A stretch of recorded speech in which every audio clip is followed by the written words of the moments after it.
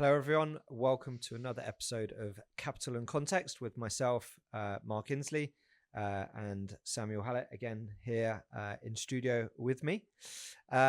This week, we are going to speak about the space of UK equities, spilling over just a little bit to the UK and sort of macro and non-macro factors that sort of, again, affect the markets, affect Sam's decision making. As ever, we want these sessions to be, educational, not just sort of flash in the pan news stuff people can go back, re-listen to, and broaden their knowledge on the world of investment. So yeah, we're going to keep a focus on UK equities. So a bit like our episode on the US, Sam, if you could just probably describe, the different types of UK equity, or the different types of sectors that would fit into a portfolio. It's a very broad term when we sort of say US equities or UK equities. So I think start off just for the audience, breaking out the different components of UK equities. Yeah, sure. So UK equities is probably the most idiosyncratic in the sense of like it's the most international index for a single country. Like ultimately when we say US equity or UK equities, these are companies who are listed within the US or the UK, not necessarily where the majority of their business goes on. And the UK is quite an international index. Off the top of my head, it's something like 60% of revenues on UK equities is actually denominated in US dollars. Is that FTSE 100 or across all UK equities? 100. It's come down a little bit from what it was, but it's around that 60 to 70% kind of region. Revenues are not denominated in sterling. And why is that? Well, a large part of particularly the 100, but certainly even if you go into the 250 space, etc., is sector-wise is things like mining, oil extraction, all of these kind of like commodity kind of based industries, which by their very nature is very global. Yes, we have North Sea oil, but the expertise that was gained from the deep sea mining there is transferable across the world, and that's what helped grow out a lot of these spaces. Obviously, we have the retail aspects. So the next earnings report is seen as a very important one to see what the UK consumer habits are doing. Kind of similar to how in the US we look at like the Costco reports and those kind of elements to see what's going on with the US consumer. But equally, we can go down into the small cap space where you will find some very fledgling kind of companies which can have quite a high risk reward kind of trade-off element going on there, but as a result of that you don't necessarily allocate a huge amount of your portfolio towards it. But also within the FTSE, particularly the 250 index, so the 250 index is the mid-cap, will also comprise of investment trusts as well. So some of the investment trusts in the UK, so that's where we normally talk about funds which are open-ended. So when that happens, they can issue new share capital or redeem new share capital when you buy or sell into the fund. Investment trusts are a listed fund in essence with a fixed amount of share capital, and what that means is that you're buying shares basically in a fund. So you, like any kind of market instrument, they vary, and sentiment is a part of what goes into these, and so they can deviate either from the net asset value. So the net asset value of an investment trust is the value of all the underlying assets within it, so their investments within that fund, the investment trust. But you can have a sentiment which can be driven by corporate matters within the fund, to being at a premium or at a discount. And at the moment, the investment trust discount is something around about 10%. So if you buy investment trust, you're picking up the underlying assets at a discount. Okay, that was a very technical answer.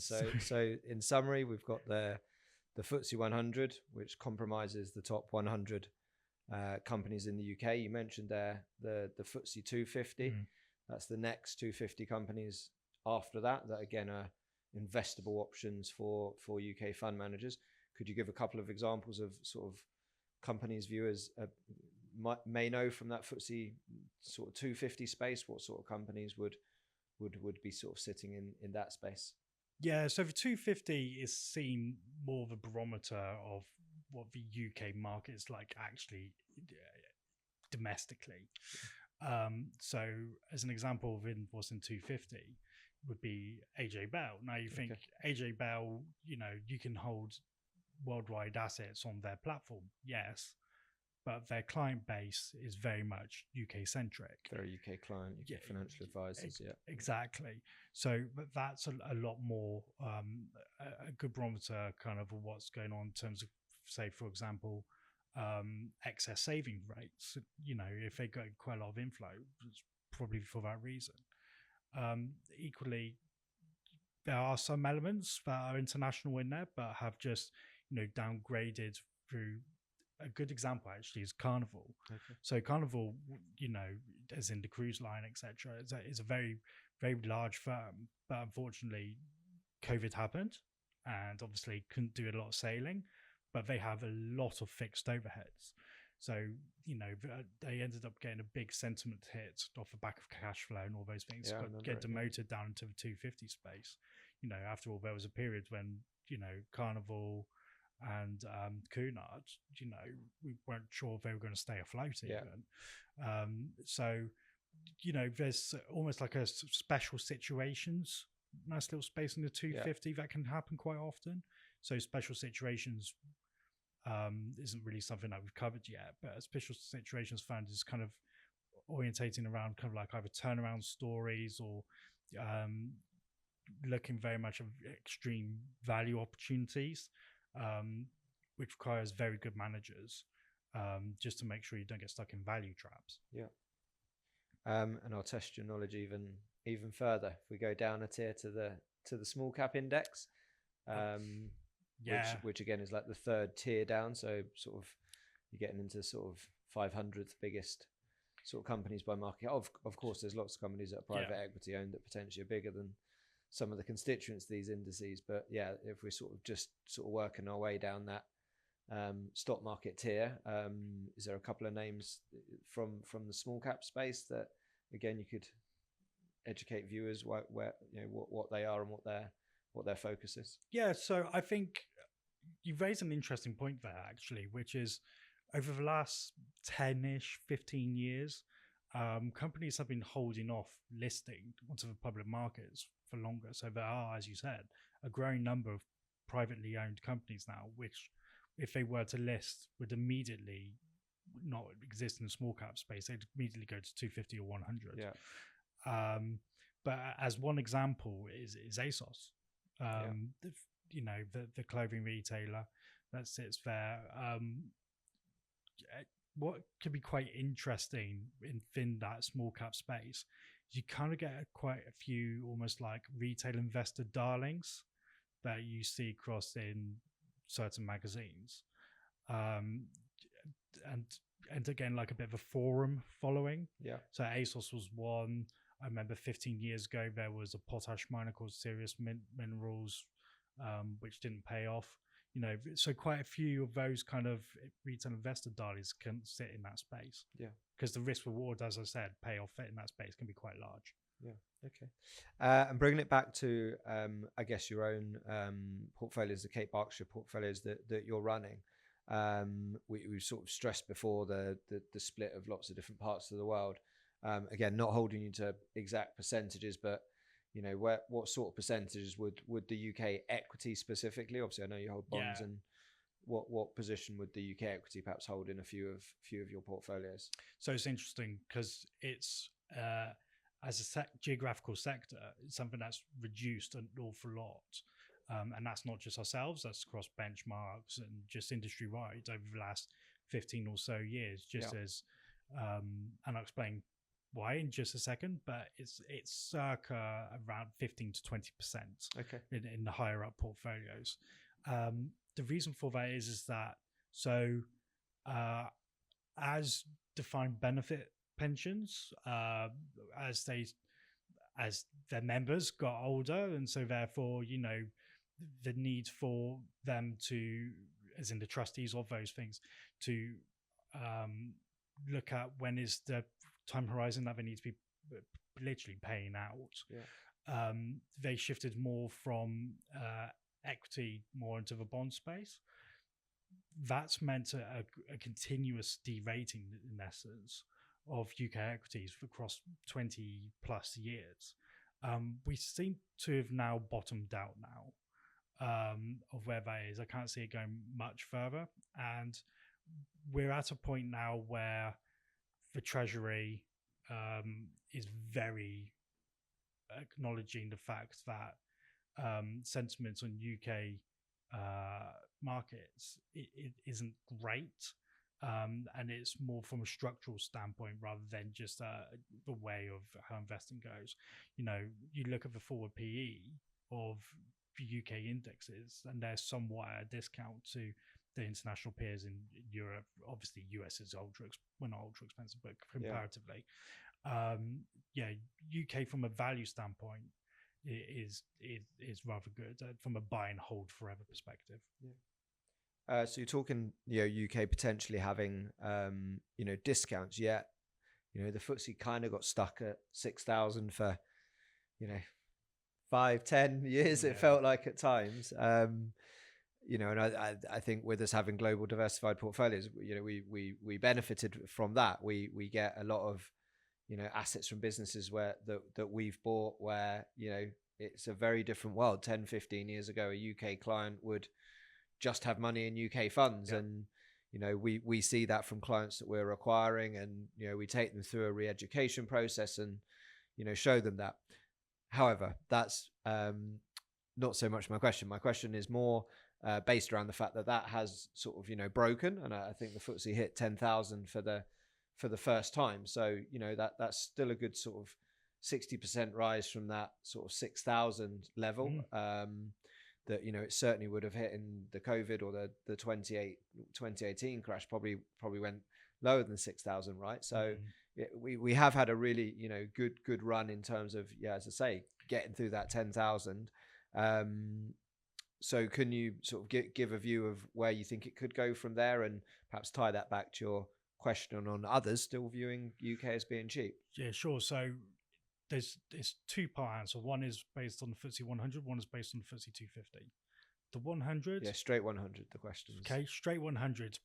You need to have a look and see what's going on in the commodity space. Since you're talking end of 2021. So, the starting point coincided. I choose my term very carefully on that one. Coincided with the start of the Ukraine war. A lot of commodity prices skyrocketed. There's no two ways about it. Gold had basically a catch up on 10 years of inflation related loss, in essence. And it's very much catching up. We're looking at gold looking at over 6,000 USD per ounce.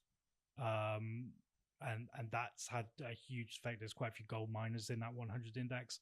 Obviously, oil and gas makes up a big part of it. So 2022, they had great little period there in terms of returns. So that's what's very much dependent on the 100 space, I would say, at the moment, is what's going to go on the commodities. But saying that, I don't see a reason for a huge commodity pullback for the next year or so. Don't get me wrong, you might end up with, as we know, when you end up with these rallies, a bit of every 3 months you get like a bit of a speculation rally followed by a speculation down, but the general trend is the important bit, and I can't see that one collapsing for the next year. Okay.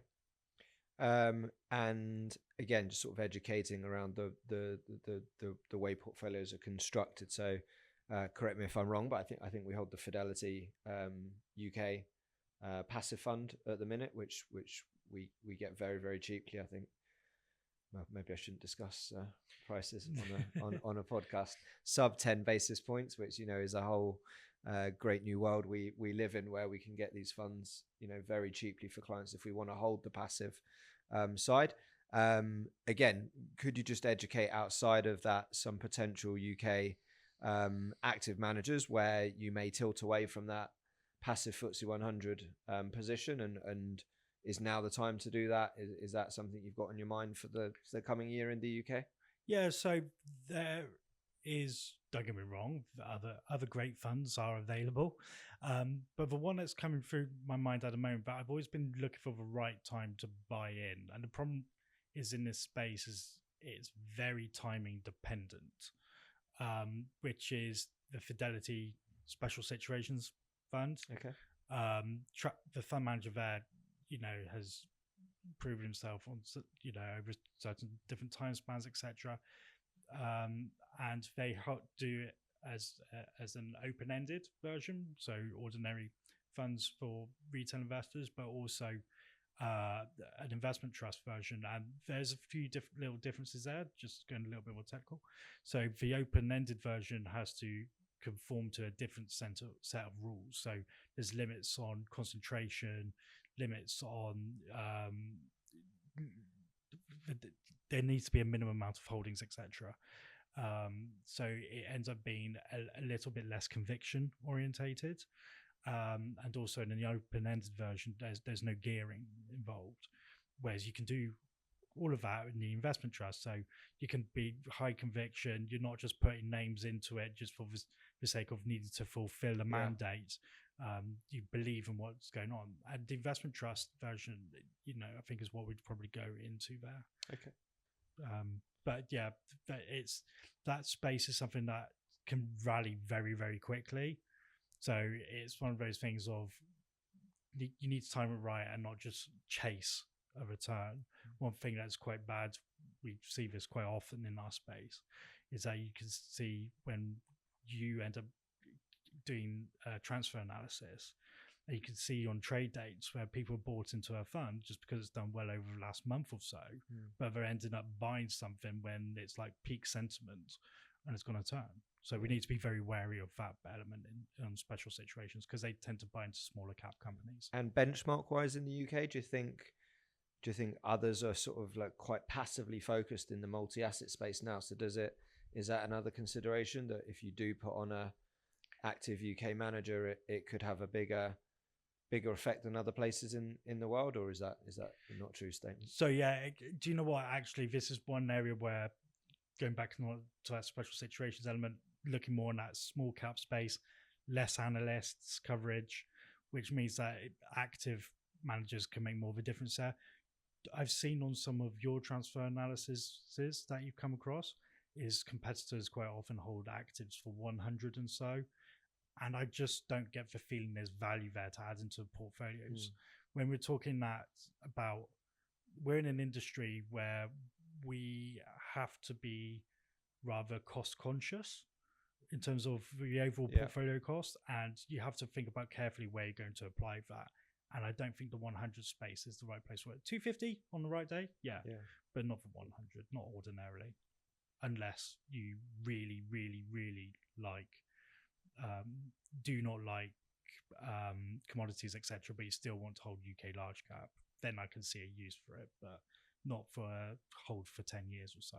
Yeah. And do you think the industry, or the fund pickers, are scarred at all, sort of after the whole Neil Woodford episode? I wouldn't call it scandal. As someone that went from such a star of the industry and someone that clearly for many, many years demonstrated the benefits of active management. Perhaps if you want to sort of recall, him setting up his own fund and stuff, and what happened there. And more my question is, do you feel in fund selection the UK equity space is scarred from that, or do you still feel there's other managers? I think I don't remember his name. Terry Smith. That was gonna be my next question.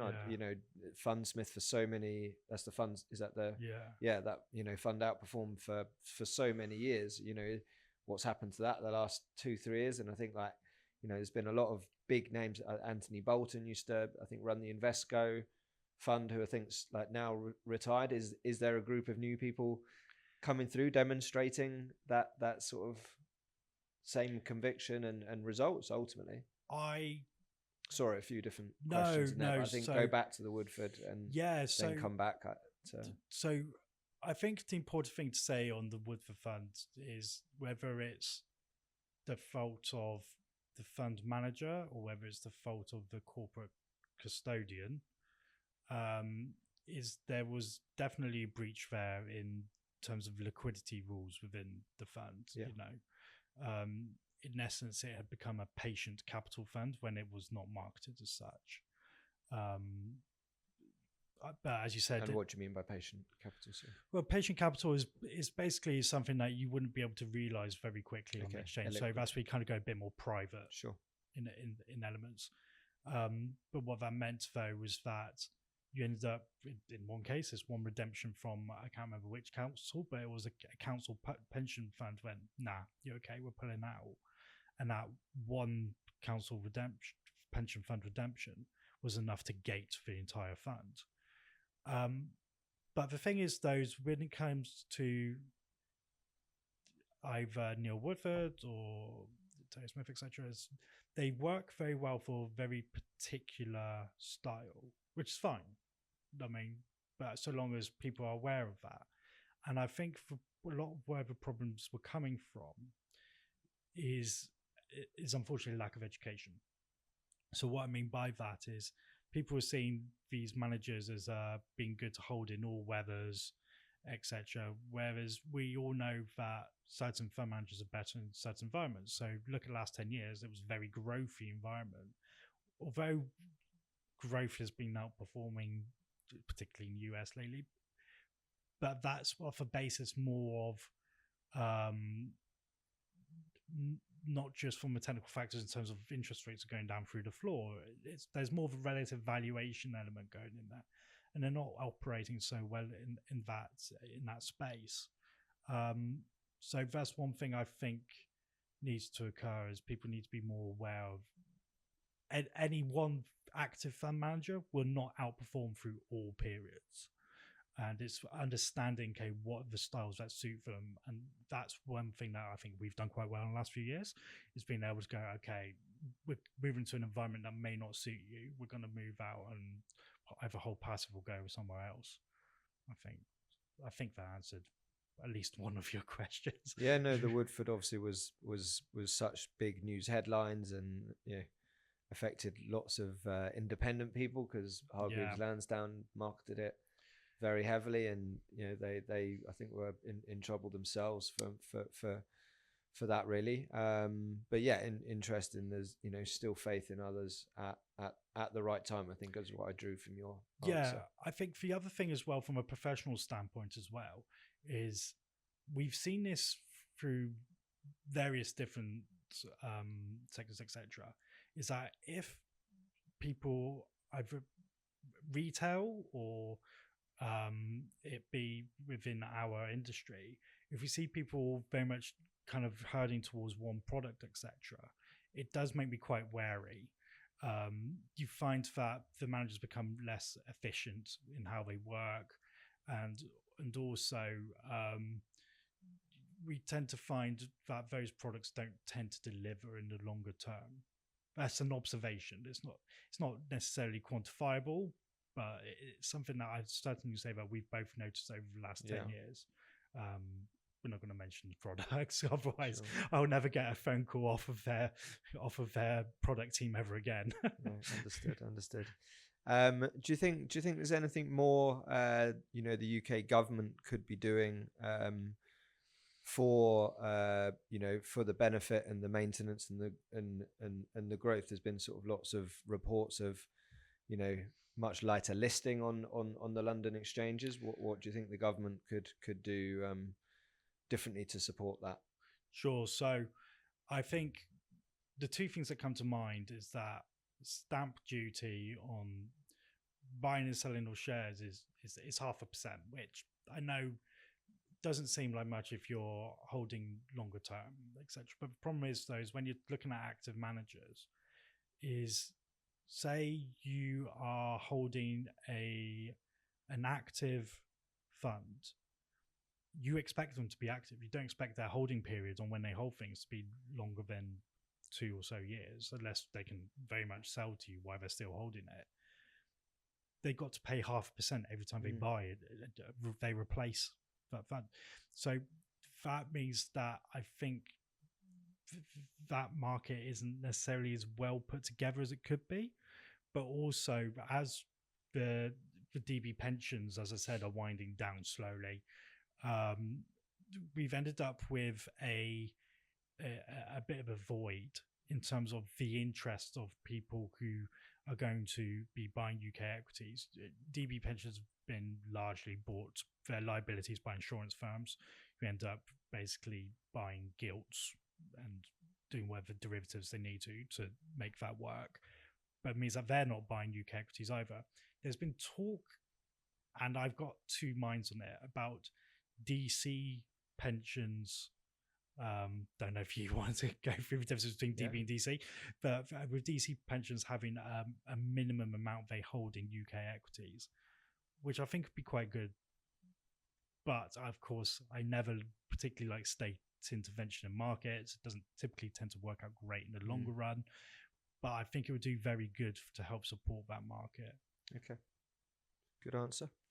And I think you touched on it at the start, and from my years of experience in, in the markets, could you just you touched on it earlier, but could you just explain sometimes why, the pricing of the dollar can actually affect the FTSE 100 more than sometimes the pricing of sterling, which obviously the price of sterling is affected by dollar movements because the two change against each other. But can you explain why people that are learning and studying, asset allocation, why you would be unwise to not be considering the effect other currencies have on the UK, the price of the UK FTSE 100? Yeah, absolutely. So obviously, if a large part of, as they are, revenues are denominated in USD, then a corresponding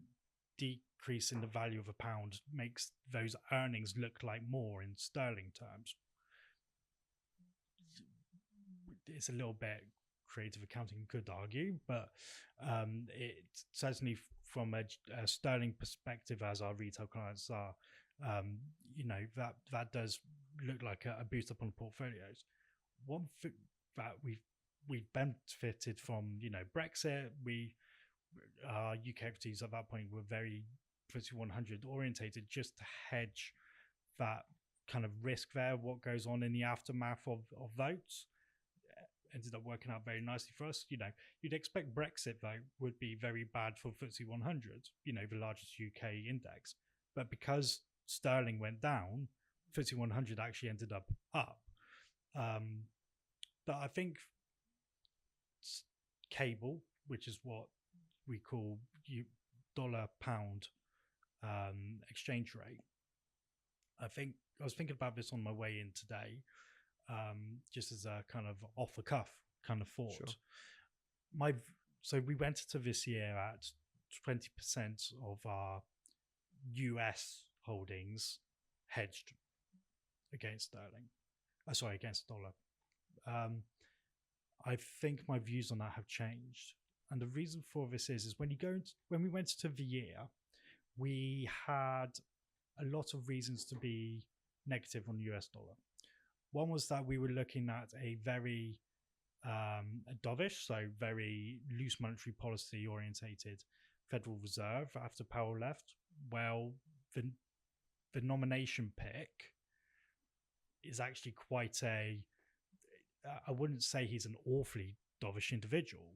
In fact, he looks not that dissimilar to Powell, which obviously is very good from a perspective of everything being calm on that side of the pond.